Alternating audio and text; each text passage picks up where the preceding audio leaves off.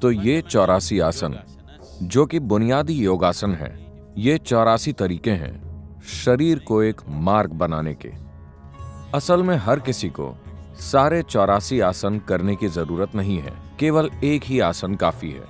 आमतौर पर हठ योगी, हठ योग को अपनी मुक्ति का मार्ग बनाने वाले समर्पित हठ योगी सिर्फ एक आसन का अभ्यास करते हैं, बस एक आसन।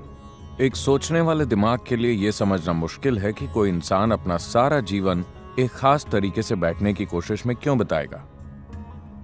लेकिन अगर आप ठीक से बैठना सीख लेते हैं, अपने शरीर को बस ठीक तरह से रखना सीख लेते हैं, तो इस ब्रह्मांड में हर वो चीज जिसे जानने की जरूरत है, आप उसे जान सकते हैं। इसे आसन सिद्धि कहते हैं। अगर आप किसी आसन में स्थिर होकर आराम से बैठ सकते हैं 2.5 घंटे तक, for 2.5 hours, तब हम कहते हैं कि आपने आसन सिद्धि प्राप्त कर ली है, यानी आप एक खास आसन में पूरी तरह आराम से और सहज हैं। यही आसन सिद्धि है। अगर आप इसे हासिल कर लेते हैं तो आपको जो भी जानने की जरूरत है, आप उसे अपने भीतर से जान सकते हैं। ऐसा कैसे हो सकता है? केवल बैठने से आप कैसे हर चीज जान सकते हैं जो जानी जा सकती है? अगर आपके पास घर में टीवी है, टीवी बस एक डब्बा है जिसमें थोड़ी इलेक्ट्रॉनिक्स होती हैं, लेकिन यह अपने आप में एक पूरी दुनिया बन जाता है। पूरी दुनिया इस जगह पर या इस डब्बे में आ सकती है जिसे हम टेलीविजन कहते हैं, क्योंकि इसमें रिसीविंग का एक तरीका है। अगर आप एंटेना सही तरह से सेट कर दें, अगर इसे ठीक से एडजस्ट कर दें, तो पूरी दुनिया आ जाती है आपके घर में या इस डब्बे में। अगर ठीक से सेट नहीं है तो टीवी वही है, इसमें सब कुछ है, पर वो कुछ नहीं कर सकता। एक इंसान भी ऐसा ही होता है। एक इंसान अभी जो है वो वैसा इसी आधार पर बनता है कि उसने क्या जाना या अनुभव किया है। किसी इंसान ने क्या जाना या अनुभव किया है, सिर्फ उसकी वजह से वो वैसा बन जाता है जैसा वो है। right now you are who you आप are. अभी जो हैं वो अभी तक के अपने जीवन के अनुभव और बोध के कारण ही हैं।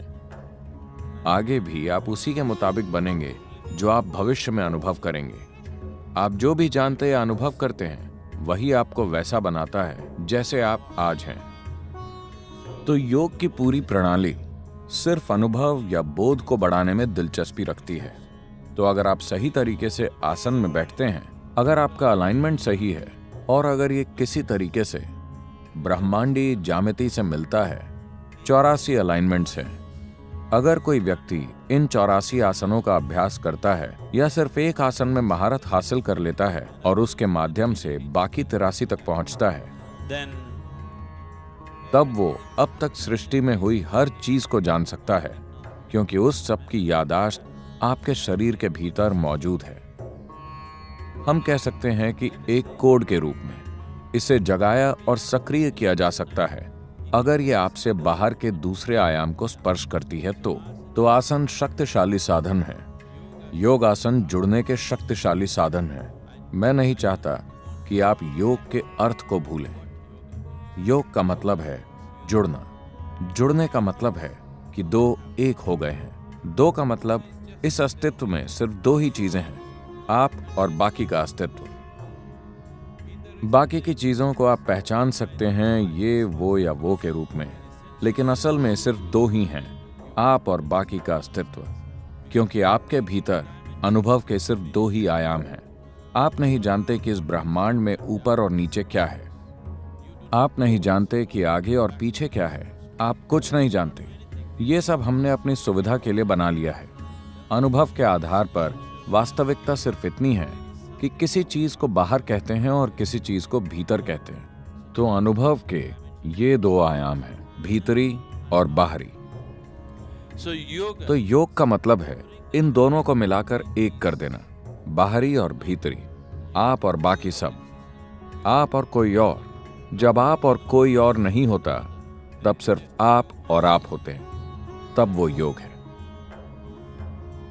so asanas are तो आसन इस तक पहुंचने का शारीरिक जरिया है। ये एक शारीरिक साधन है इस परम एक रूपता तक पहुंचने के लिए, क्योंकि शरीर के साथ काम करना सबसे आसान होता है।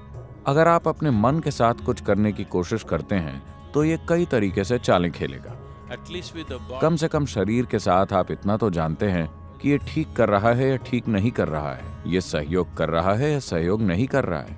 जबकि अगर मन पर बहुत ज्यादा दबाव डालते हैं तो ये आपके साथ हर तरह की चालें चलेगा। ये आपको हर तरह की चीजों पर यकीन दिला देगा और अगले ही दिन आपको धोखा दे देगा। लेकिन शरीर वैसा नहीं होता।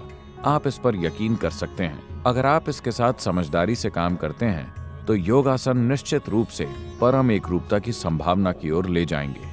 In the meantime, इस दौरान इन आसनों के अभ्यास से, इससे पहले कि परम ज्यामिति के साथ ही अलाइनमेंट पैदा हो, एक भीतरी अलाइनमेंट पैदा होता है जिससे स्वाभाविक रूप से अच्छी सेहत, प्रसन्नता और आनंद और सबसे बढ़कर संतुलन प्राप्त होगा।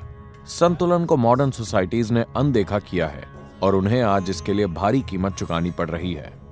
आप चाहे जितने भी होशियार हों, आप चाहे जितने भी काबिल हों या पढ़े लिखे या योग्य हों, अगर आपके पास जरूरी संतुलन नहीं है तो आप सफल नहीं होंगे, अपने जीवन में बहुत आगे तक नहीं जाएंगे। so the most important तो सफलता चाहने वाले लोगों के लिए सबसे महत्वपूर्ण चीज, चाहे वो कॉरपोरेट सेक्टर में काम कर रहे हों या वो राजनीति, सेना या किसी भी क्षेत्र से जुड़े हों, सबसे महत्वपूर्ण चीज है संतुलन। only if you have a balance. अगर आपके पास ऐसा संतुलन है जो बाहरी हालातों से नहीं बिगड़ता, सिर्फ तभी आप अपने भीतर की काबिलियत और बुद्धिमत्ता का इस्तेमाल कर पाएंगे। वरना आपके ज्यादातर शानदार गुण संतुलन की कमी की वजह से बेकार हो जाएंगे। और हठ योग का मतलब है संतुलन। Means balance.